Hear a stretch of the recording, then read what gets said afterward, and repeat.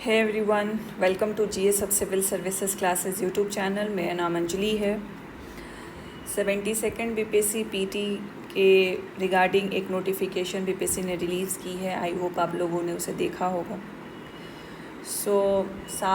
10 दिन बचे हुए हैं एग्ज़ाम के और बीपीएससी ने ये अनाउंस किया कि 72nd बीपीएससी पीटी पोस्टपोन हो गई है। तो I know this feeling, I have went through this feeling कि जब आप एक एग्ज़ाम के लिए तैयारी कर रहे हो, अपना डेली बेसिस पे अपने 100% दे रहे हो और वो एग्ज़ाम जाके पोस्टपोन हो जाती है एंड पोस्टपोन होती है और विदाउट कोई सर्टेन डेट के पोस्टपोन हो जाती है। मतलब अनसर्टेनिटी में आपको छोड़ दिया जाता है कि एग्ज़ाम होगा, कब होगा नहीं पता। एग्ज़ाम होना तो है बट कितना डिले हुआ है, क्या कब होने की संभावना है, किस मंथ में होने की संभावना है, अगर वो भी दे दिया जाता देन आपके दिमाग में एक सर्टेन प्लान रहता और एक अप्रोच आप शिफ्ट करते कि चलो 1 महीना डिले हुआ तो 1 महीने के अकॉर्डिंग मैं करूँगा, 2 महीना डिले हुआ था 2 महीने के अकॉर्डिंग में मैं इसको अपनी तैयारी को एक्सटेंड करूँगा। सो दिस इज़ द रियलिटी। हमेशा से ये हम देखते ही आए हैं और इस पर हमारा कुछ मतलब कोई कंट्रोल ही नहीं है इस पर। तो चलिए, जो बीपीएससी ने हमें नोटिफाई किया है, अनाउंस किया है, नोटिस दिया है, उसको ही हमें पालन करना है। तो अभी से आपकी क्या एक रणनीति होनी चाहिए उस पर भी हम थोड़ा सा चर्चा करेंगे। एंड उस पर बात करने से पहले I like to say something to you, जो भी निर्णायक बैच स्टूडेंट है, कि निर्णायक जो हम 30 डेज़ का लेके चल रहे हैं वो आपका 30 डेज़ हम कंटिन्यू करेंगे। We on the day 29th, बस आज और कल का ही आपका टारगेट बचा हुआ है। तो we are not going to extend this 30 days में। वी हैव कमिटेड यू कि टॉप 100 टॉपिक हम लोग मोस्ट स्ट्रैटेजिक मैनर में करेंगे, वो हम लोग लेके चलेंगे। जो आपका जो एक FLT बचा हुआ है, सेकेंड FLT जो है फुल लेंथ टेस्ट है, उसको हम लोग पोस्टपोन करते हैं। 22 तारीख को होने वाला था, जैसे मैंने कल अनाउंस किया था आप लोगों को, बट अभी FLT लेने से कोई फ़ायदा नहीं है। तो जैसे कुछ हमें खबर आती है कि कब एग्ज़ाम हो सकता है, उस अकॉर्डिंग हम लोग इसको एडजस्ट कर देंगे और आपको डिटेल मिल जाएगा। तो FLT आप ऑफलाइन या ऑनलाइन मोड जैसा आपको सुविधा हो आप आके दे सकते हैं। एंड जो लोगों ने अभी तक रजिस्टर कर लिया है, जो मैंने बताया था कि अंतिम प्रहार टेस्ट सीरीज़ के नाम से है, ये मॉक टेस्ट के नाम से है, तो जिन लोगों ने रजिस्टर कर लिया, डोंट वरी, आपकी registration is safe with us. तो जब भी वो एग्ज़ाम होगा आपको दोबारा रजिस्ट्रेशन करने की ज़रूरत नहीं है। उसी रजिस्ट्रेशन के आधार पे आप सेकेंड जो FLT होगा हमारा मॉक टेस्ट दैट इज़ अंतिम प्रहार, आप वो दे सकते हैं। ठीक है। So first notice for the निर्णायक बैच कि हम लोग डे 30 तक आपका ये कंप्लीट कर देंगे। फिर उसके बाद का आपका क्या प्लान होना चाहिए, क्या अप्रोच होना चाहिए, क्या एक टेंटेटिव डेट है जो बीपीएससी एग्ज़ाम ले सकती है इसका। तो देखिए 26 जुलाई का डेट था कि 26 जुलाई को है एंड कोई संभावना इसमें नहीं दी गई है कि अगस्त में होगा, सितंबर में होगा, अक्टूबर में होगा।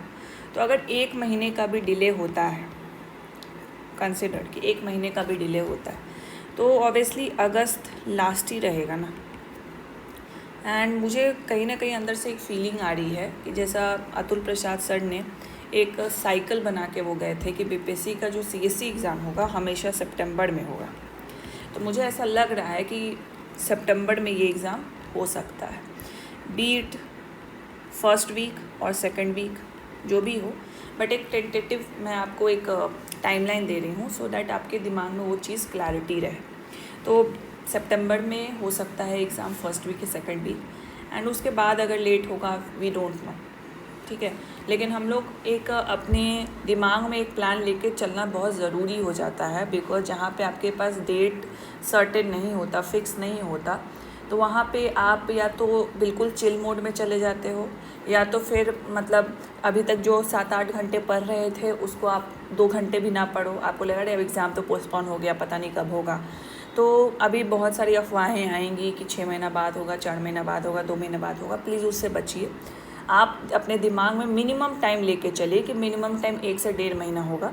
एंड जो बीपीएससी का जो कैलेंडर सर ने सेट किया था, तो वो उससे थोड़ा तो बीपीएससी इधर फ्लक्चुएट हुई है, लेकिन चलिए हम लोग उसी को एक धारणा बना लेते हैं कि सितंबर में आपका एग्ज़ाम हो सकता है, first week, second week, third week जो है। तो तो ओवरऑल आपके पास 1 मंथ का आपको एक्सटेंशन मिला है, ये क्लैरिटी अपने दिमाग में रखिए, ठीक है।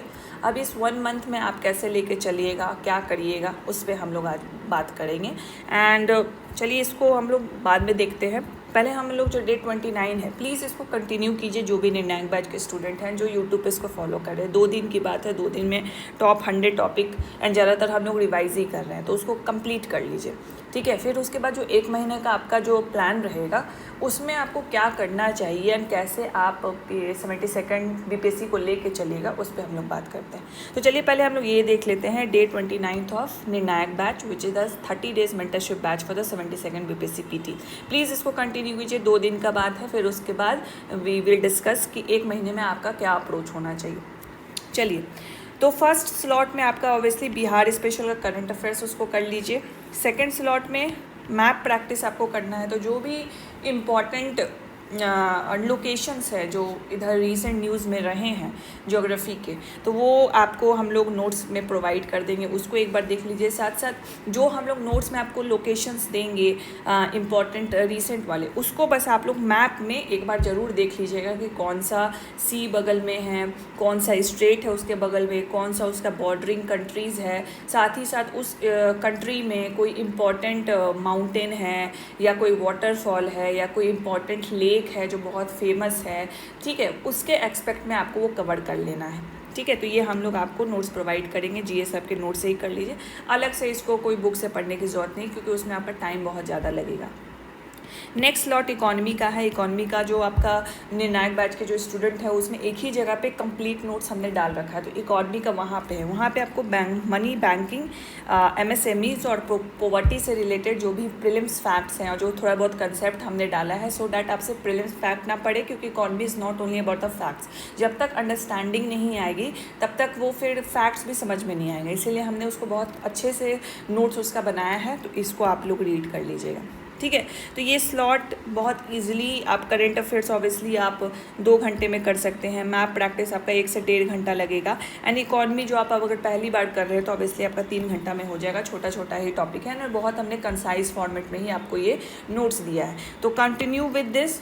अभी के लिए इस 2 दिनों के लिए इसको भूल जाइए कि आपका एग्ज़ाम पोस्टपोन हो चुका है, इसको उसी पेस के साथ कवर कीजिए, ठीक है। क्योंकि जो चीज़ हमने अगर स्टार्ट की है उसको अंतिम अंजाम तक छोड़ना चाहिए, फिर उसके बाद हमें चेंज करना चाहिए। मान लीजिए 26 की जगह अगर बीपीएससी पहले कर देता कि 26 से 20 कर दिया या 26 से 23 कर दिया या 25 कर दिया, देन तब भी हम लोग इसको कंप्लीट करते। एंड या तो आप इसको तब उसमें हम लोग केस में सोचते कि अरे चलो प्रीपोन कर दिया है तो क्या ये 2 दिन मुझे वेस्ट कर, मतलब 2 दिन मुझे बस इस पर वेस्ट करना चाहिए, या मुझे जो अपना रिवीज़न है, जो मैं बोल रही हूँ कि रिवीज़न डेली बेसिस पे आपको करना है, उस पर देना चाहिए, ठीक है। तो obviously this is not the wastage of time, लेकिन अगर प्रीपोन करता है तो हमारी जो प्रायोरिटी है वो चेंज होती है। अगर पोस्टपोन किया है, कोई संभावित डेट नहीं है, तो जो आपने स्टार्ट किया है उसको प्लीज़ कंप्लीट कर लीजिए, उसको अंतिम छोर तक पहुंचा ही दीजिए उसको, ठीक है। तो इसको कंप्लीट कीजिएगा। 1 दिन को और है हमारे पास टारगेट, उसको आप कंप्लीट कीजिएगा। Coming to the main point कि जब आपका ये मेंटरशिप 29 है, 30th के बाद आप क्या करेंगे, डे 30th के बाद, तो देखिए आपको क्या करना है। मैं आपको दे रही हूँ 1 मंथ इन योर हैंड, ठीक है। 1 या 1.5 मंथ ले लीजिए आप, क्योंकि मुझे ऐसा लग रहा है कि सितंबर में संभावना है इसकी। तो 1.5 मंथ्स है आपके पास। अब आपको इसमें क्या करना है, तो इसको एज ए अपॉर्चुनिटी देखिए। आई नो द फीलिंग कि जब आप किसी चीज़ के लिए पढ़ रहे हो पूरा 8 घंटा 9 घंटा पढ़ रहे हो, and you are waiting for that day जहाँ पे आप अपना बेस्ट अटेम्प्ट दे दो, एंड फिर उसके बाद आप ब्रेक लेना चाहते हो अपने लिए, क्योंकि आप अभी ब्रेक लोगे तो कहीं ना कहीं दिमाग में रहता है एग्ज़ाम है, वो टेंशन रहता है। जो लोग सिंसियर पढ़ाई कर रहे होते हैं वो ज़्यादा टाइम नहीं खोजते, वो सोचते हैं कि जल्दी से एग्ज़ाम हो जाए और जल्दी मैं अपना जो अभी तक मैंने जो पेस मेंटेन किया है उसको मैं बरकरार रखूं। एंड जैसे ही वो पोस्टपोन हो जाता है तो टाइम ज़्यादा मिल जाता है आपको, तो वो पेस मेंटेन करना बड़ा मुश्किल हो जाता है कि हाँ मुझे अभी 1-1.5 महीना और इसी तरीके से पढ़ना है, तो कहीं ना कहीं वो मोटिवेशन अंदर का चला जाता है और आप लूज़ कर जाते हो, ठीक है। तो देखिए, आई नो दिस फीलिंग, मैं इससे गुजर चुकी हूँ। 67 बीपीएससी में 68 तो चलिए टाइमली हुआ था, इवन 69 भी टाइमली ही हुआ था। तो ऐसे केस में क्या होता है, जब आपके दिमाग में अनसर्टेनिटी होती है तो दो चीज़ें होती हैं, या तो हम बिल्कुल ही पढ़ना छोड़ देते हैं, या तो फिर हम सोचने लगते हैं, इधर उधर वीडियो देखने लगेंगे, 1-2 घंटा बस पढ़ लिया, स्क्रॉलिंग करेंगे और अपने पढ़ाई को मतलब पढ़ भी लिया, एक सेटिस्फैक्शन अपने आप को दे देंगे, अरे हाँ पढ़ लिया, और बाकी टाइम स्क्रॉलिंग करके उसको छोड़ देंगे। स्क्रॉलिंग करेंगे, यूट्यूब देखेंगे और इधर उधर की न्यूज़ें देखेंगे। तो सबसे पहले जो सेकंड वाला जो टाइप होता है उससे बचिए। न्यूज़ मत देखिए कि कब होगा नहीं होगा, ये एंटिसिपेशन अपने दूसरे से मत लीजिए। Always stick to what BPSC has done before. तो बीपीएससी ने क्या है सितंबर का साइकिल सेट किया है, तो उसी हिसाब से हम अपना जो अभी का 1 महीना 1.5 महीना का प्लान है उसको स्ट्रेच करेंगे। ठीक है, ये क्लैरिटी दिमाग में होनी चाहिए। अब इस 1-1.5 महीने में आपको करना क्या चाहिए, ठीक है, तो यूज़ इट, सबसे पहले दिमाग में लीजिए कि use it as a opportunity. अब इसमें 2 टाइप के बच्चे हैं, सिंसियर बच्चे और नॉन सिंसियर बच्चे। सिंसियर बच्चे चाहते थे कि 26 जुलाई को एग्ज़ाम हो जाए, नॉन सिंसियर वाले चाहते थे कि अगर टल जाए तो ठीक है पढ़ लेंगे, फिर भी वो नहीं पढ़ेंगे, जितना भी मैं उन्हें रिमाइंडर दे दूँ कि पढ़ लो तब भी नहीं पढ़ेंगे। So this is like a god gifted chance to you, to the non sincere student जो अभी तक नहीं पढ़ रहे हैं। 1-1.5 महीना अभी है आपके पास। अगर आप इस निर्णायक को ही फॉलो कर लेते हो, टॉप 100 टॉपिक तो सिर्फ नाम का कि 100 टॉपिक है, आप हिस्ट्री उठा लो, साइंस उठा लो, ज्योग्राफी उठा लो, पॉलिटी उठा लो, जो उठाना उठा लो, और तब मुझे बताओ कि जो इसमें टॉपिक्स हम लोग कवर कर रहे हैं वो सिलेबस है कि नहीं है। ये आपको होता है कि बस एक बोलने के लिए होता है ताकि आप बहुत ये हो जाओ, मतलब अटेंटिव हो जाओ, अरे 100 टॉपिक्स कर लेंगे, 30 दिनों में कर लेंगे, लेकिन एक्चुअली ये सिलेबस ही है। चलो पूरा सिलेबस 120-130 टॉपिक होगा, जो 20-30 टॉपिक है ना, ऐसा टॉपिक है जो प्रायोरिटी टॉपिक्स है ही नहीं। ये 100 टॉपिक्स ओवरऑल सिलेबस ही है आपका।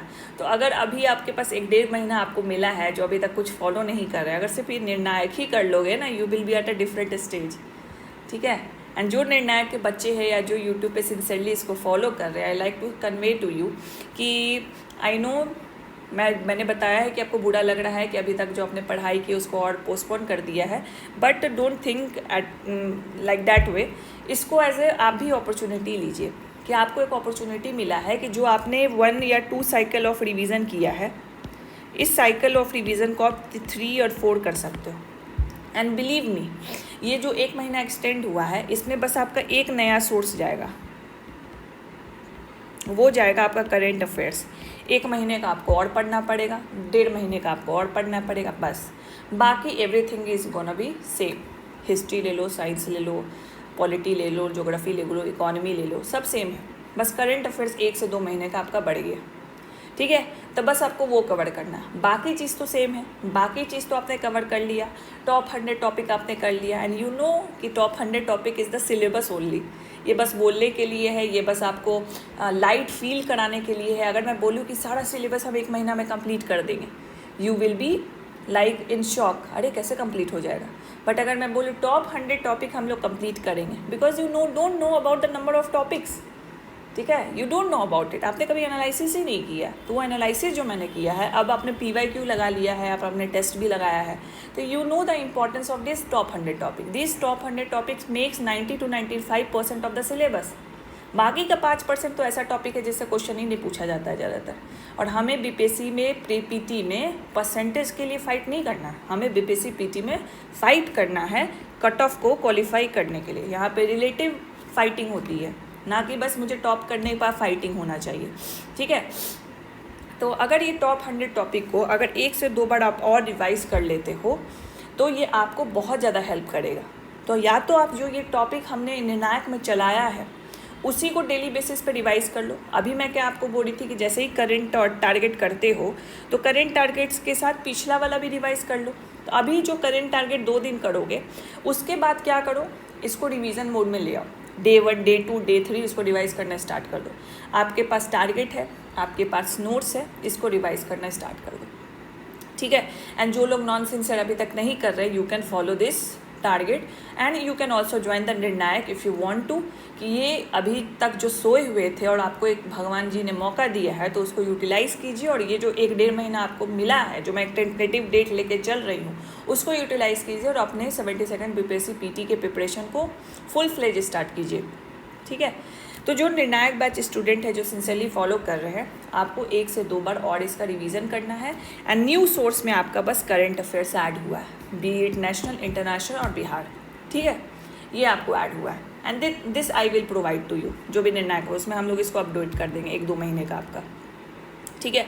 अब इसके साथ से आपको क्या करना है, मैंने ये बहुत बार बोला है, जितने भी बच्चे ऑफलाइन सेमिनार में आते हैं, ऑफलाइन क्लासेस में जो टेस्ट देते हैं, हमारे ऑफलाइन क्लासेस जो हमारी चलती है, उसमें मैंने मल्टीपल टाइम्स बोला है कि continue with your mains preparation simultaneously. क्योंकि अगर साइमल्टेनियसली अगर मेंस का भी प्रिपेयर करते रहते हो तो क्या होता है कि अगर बीपीएससी आगे पीछे जो भी करे, जैसे अभी प्रीलिम 26 को होने वाला था, तो आई कैन एग्री कि 15-20 दिन पहले आप मेंस का मत लिखो, लेकिन उससे पहले आप मेंस का लिख सकते थे, ठीक है। तो अभी हमें पता नहीं है, हम एक टेंटेटिव लेके चले कि सितंबर, आपके पास अभी 1-1.5 महीना है और अभी तक आपने सिंसियर पढ़ाई की है, टॉप 100 टॉपिक को बहुत अच्छे से कंप्लीट किया है, तो इस टॉपिक को रिवाइज करने के लिए आपको कम टाइम लगेगा ना पहले से, less time will be consumed. तो जो बाकी का टाइम है उसमें आप क्या कर सकते हो, जो बाकी का टाइम है उसमें आप बस एक मेंस आंसर राइटिंग प्रैक्टिस कर सकते हो, बस एक, और वो भी मैं आपको बोल रही हूँ शॉर्ट आंसर टाइप, बस शॉर्ट आंसर टाइप में करिए practice, because mains is all about answer writing.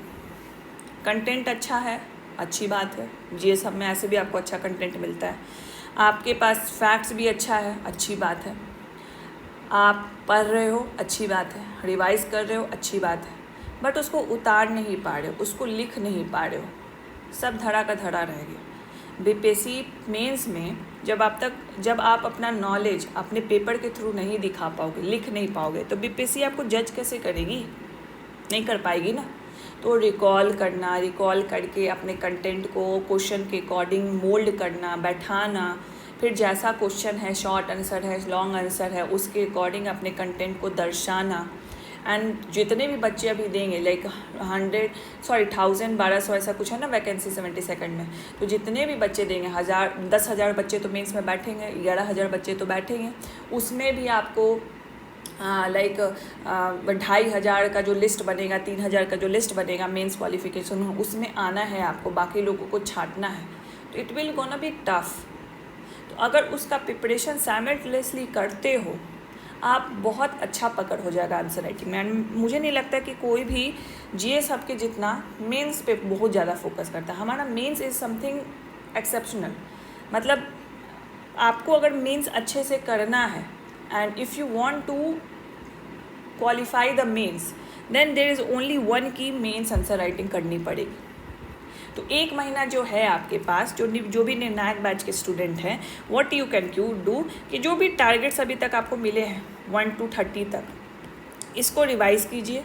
ये आपका एक पूरा ओवरऑल एक 1 स्लॉट होगा, ठीक है। इसमें आपको 70% टाइम अपना देना है, 30% जो टाइम है वो आपको अपना मेंस पे देना है, और शॉर्ट आंसर टाइप क्वेश्चन करना। मैं लॉन्ग आंसर की नहीं बात कर रही हूँ, शॉर्ट आंसर टाइप कीजिए।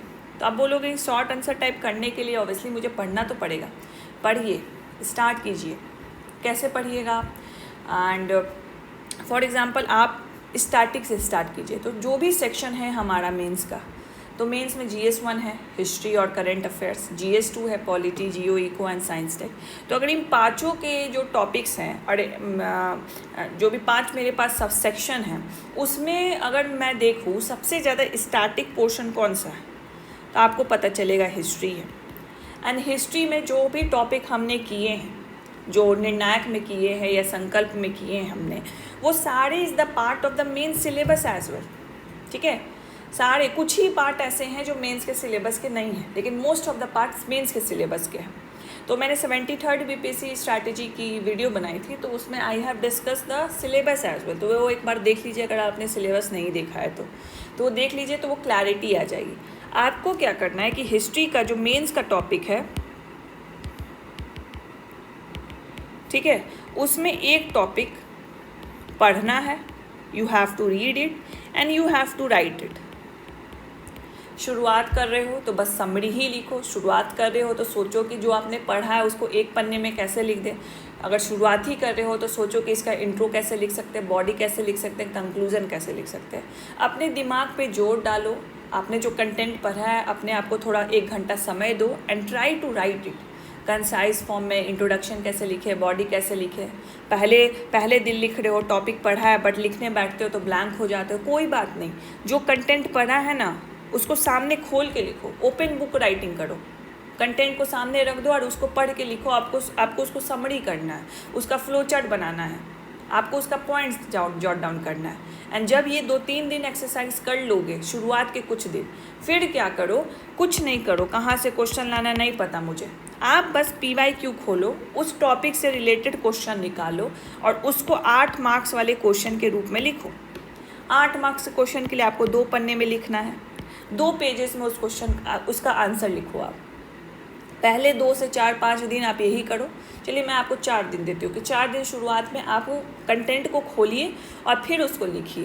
पहले लिखने का हैबिट तो स्टार्ट कीजिए, अभी हैबिट ही नहीं स्टार्ट है तो जब पढ़ के लिखते हैं तो ब्लैंक फील करते हैं। ऐसा मैंने बहुत डाउट्स देखा। अभी जो 73rd का हमारा फाउंडेशन मेंटरशिप बैच चलता है, डेली बेसिस में मुझे डाउट आते हैं कि मैम जब पढ़ तो लेते हैं, कंटेंट भी वॉच कर लेते हैं, लेक्चर भी वॉच कर लेते हैं, नोट्स भी बहुत अच्छा है उसको भी पढ़ लेते हैं, बट जब लिखने बैठते हैं तो ब्लैंक हो जाते हैं।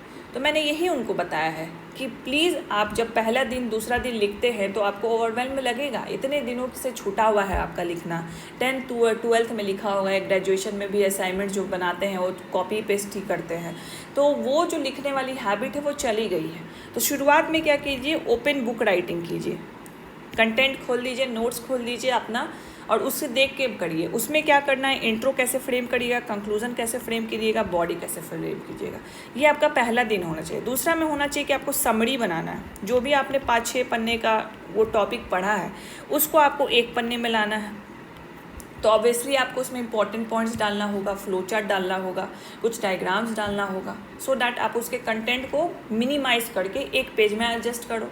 तो ये क्या है, ये ही आपका एक रिवीजन नोट्स तैयार हो जाता है।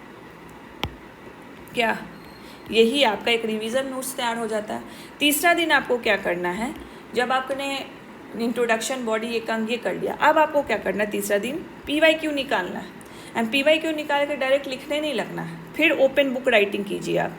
कि मान लीजिए PYQ पूछा गया, आपने मॉडर्न आर्ट्स कंप्लीट किया, उसमें पूछा गया कि मान लीजिए पूछा गया कि compare the characteristics of stupa and compare the characteristic of pillars and show its resemblance to the principles of the Buddhism। अब आपने स्तूपा भी पढ़ा है, पिलर्स भी पढ़ा है, उसके कैरेक्टरिस्टिक को कंपेयर करना है। तो उसमें थोड़ा सिमिलैरिटी आप बुद्धिज़्म से रिलेटेड दिखा सकते हैं, डिफरेंसेस तो बहुत सारे हैं। उसी तरह उसको प्रिंसिपल्स ऑफ बुद्धिज़्म में एडजस्ट करना है।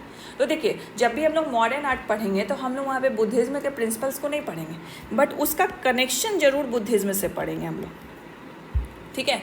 और बुद्धिज़्म का प्रिंसिपल आपने कहाँ पढ़ा, ये तो मेंस का सिलेबस नहीं है, but it is in the prelims syllabus. तो प्रीलिम्स का जो अभी आपके पास फ्रेश नॉलेज है, जो हमने हिस्ट्री में बुद्धिज़्म किया है, उसके साथ उसको लिंक कीजिए, बुक खोल के रखिए, प्रीलिम्स का नोट्स खोल लीजिए, मॉडर्न आर्ट्स का खोल लीजिए और सोचिए कि जो कंपैरिजन बोला है, तो कंपैरिजन क्या होता है, या तो सिमिलैरिटी होगी या डिफरेंसेस होंगे। तो सिमिलैरिटी को एक जगह जॉट डाउन कीजिए, देख देख के ही कीजिए, डिफरेंसेस को एक जगह लिखिए, एंड देन उसके बाद बुद्धिज़्म का जो प्रिंसिपल आपने प्रीलिम्स में पढ़ा है उसको इससे लिंक करने की कोशिश कीजिए। यही होती है एनालिटिकल थिंकिंग, यही होती है कि जो कंटेंट आपने पढ़ा है उसको क्वेश्चन के अकॉर्डिंग कैसे लिखा जाए। तो ये आपको क्या करना है, देख के ही PYQ को देख के इसको करना है। ये आप 2 दिन तक कीजिए, फिर कोई उसी टॉपिक से कोई दूसरा क्वेश्चन निकालिए एंड फिर ओपन बुक राइटिंग कीजिए। 5th डे आपको क्या करना है, आपने सब एनालिसिस कर लिया, अब क्या कीजिए, अब उस क्वेश्चन को विदाउट देखे हुए, because you have read the content multiple time. पहले दिन आपने इंट्रोडक्शन, बॉडी, कंक्लूजन फ्रेम करने में किया, दूसरे दिन आपने समरी बनाने में किया, तीसरे तो चौथे दिन आपने जब PYQ का एनालिसिस किया और उसके अकॉर्डिंग आपने अपने कंटेंट को मोल्ड किया। अब 5th डे आप आंसर राइटिंग स्टार्ट करेंगे। ये एक्सरसाइज 5 दिन कीजिए and let me know and come back to this video and let me know in the comment section कि ये आपको बेनिफिट किया है कि नहीं किया। Because what I am talking about is most scientific way to start the answer writing if you haven't done earlier. अभी तक नहीं किया है, this is the most scientific way how you can start a answer writing. ठीक है, तो don't panic about the things which we haven't have control upon. हमारे पास कोई कंट्रोल नहीं है बीपीएससी कब एग्ज़ाम लेगा नहीं लेगा, तो always see anything which is happening as an opportunity. 1 महीना डिले, 1.5 महीना delay, no worries, I will continue with the same pace. थोड़ा बहुत ऊपर नीचे होता है, we are humans, we are not robot कि एक एल्गोरिथम फिट कर दिया कि डेली 9 घंटे पढ़ना तो डेली 9 घंटे पढ़ना। नो, कभी 9 घंटे पढ़ोगे, कभी 4 घंटे पढ़ोगे, कभी 3 घंटे पढ़ोगे, कभी 10 घंटे भी पढ़ लोगे। बस कंसिस्टेंट एफर्ट रहना चाहिए। कंसिस्टेंसी इज़ नॉट, मैंने बहुत अच्छा सा मुझे एक पिक्चर मिला था, उसमें ग्लासेस थे एंड ग्लासेस में वाटर्स थे। तो कंसिस्टेंसी इज़ नॉट अबाउट कि हर दिन आधा आधा ग्लास भरा हो। कंसिस्टेंसी इज़ ऑल अबाउट कि एक दिन पूरा भरा होगा, एक दिन 1/4 भरा होगा, एक दिन आधा भरा होगा, एक दिन 1/3 भरा होगा। बस डेली बेसिस पे मेरा एफर्ट रहना चाहिए, be it 30%, be is 40%, be it 50%, छूटना नहीं चाहिए। वही चीज़ यहाँ करना है। तो अभी तक जो आपने टारगेट्स कंप्लीट किया है उसको रिवाइज़ कीजिए, 70% टाइम अपना उधर दीजिए, 30% टाइम बस मेंस पे दे दीजिए। क्योंकि मेंस का करने से ना आपको, बिलीव मी, वो कॉन्फिडेंस भी होगा कि इस बार मुझे प्रीलिम्स तो किसी भी हालत में करना है, क्योंकि मेरा मेंस का बहुत अच्छा कमांड है। अगर मैं मेंस में बैठा तो मेरा मेंस नहीं रुकने वाला, ये बिलीव होना बहुत ज़रूरी है। तो उसके लिए आपको बहुत ज़्यादा अंदर से एक एनर्जी आएगी कि इस बार प्रीलिम्स को क्वालिफाई करना ही करना है। 30% बस मेंस को दे दीजिए, मतलब 30% मतलब 2 घंटे बस आप दीजिए। ये अभी पढ़िए, और जो मैंने ये एक्सरसाइज बताया इसको 5 दिन तक कीजिए, 4 दिन तक कीजिए, 5 दिन तो आप आंसर राइटिंग स्टार्ट कर देंगे। ठीक है, so all the best. Don't worry about कि डिले हो गया, पोस्टपोन हो गया, प्रीपोन हो गया, ये सब रहने दीजिए। जो हुआ सो हुआ। अब उसी में हमें अपने अपॉर्चुनिटी को देखना है और उसी में हमें अपने अप्रोच को चेंज करना है। तो all the best to you. And जैसा मैंने शुरुआत में बोला, निर्णायक को हम लोग अंतिम छोर तक लेके चलेंगे। 2 दिन की बात है, 2 दिन कंप्लीट कीजिए एंड उसके बाद आप, जो मैंने 1 मंथ का भी आपके साथ प्लान डिस्कस किया, उसको फॉलो कीजिए। एंड जो लोग अभी तक नॉन सेंसर थे, अगर आप ये करते हैं निर्णायक बैच फॉलो, जो आपको एक सुनहरा अवसर मिला है, 1 महीने 1.5 महीने का जो गैप मिला है आपको, अगर आप इसको फॉलो करते हैं, सिलेबस आपका 90 to 95% कंप्लीट है। Because 100 topics is not a joke, it constitutes of 90 to 95% of the BPSC syllabus. बाकी का जो 5-10% हो तो ऐसे भी वैसे टॉपिक्स है जो पूछता नहीं है बीपीएससी। ठीक है, so all the best to you. Please complete this day 29 as well as the day 30। We are on the verge of the 30 day of निर्णायक बैच, तो उसको छोड़ना नहीं है, इसको कंप्लीट कीजिए। ठीक है, all the very best. And जो होना है वो तो होके ही रहता है। What we can do, we can change the approach and continue our study. ठीक है, थैंक यू सो मच।